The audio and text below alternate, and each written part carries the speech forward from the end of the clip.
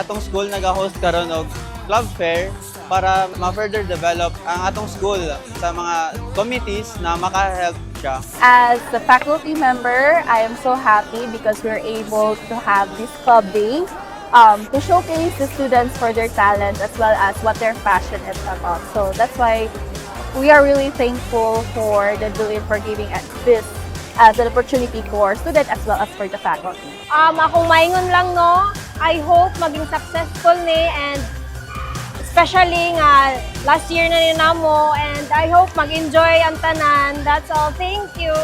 Hello Doations! Grabe jud lingaw kay dirian, nindot ang stage, grabe jud no. So thank you kang Sir Ronald. Unta sa sunod magsunod ang among intramurals and culinary nga hugya og nindot.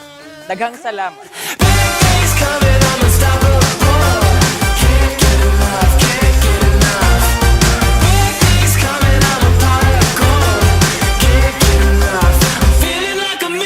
The importance this morning is as inyong presensya.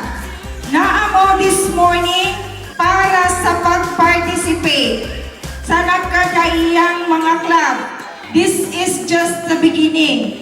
Kay mag-uban-uban patahantod unyang kabiing. I was really contemplating last night. Hanggang sa kanina, pagising ko, iniisip ko kung ano ba yung pinaka-core na gusto kong makuha ninyo sa mensahe ko ngayon. And I ended up reminiscing from the past, how I ventured my educational journey na hindi lang ako mag-isa sa tinatahak kong landas.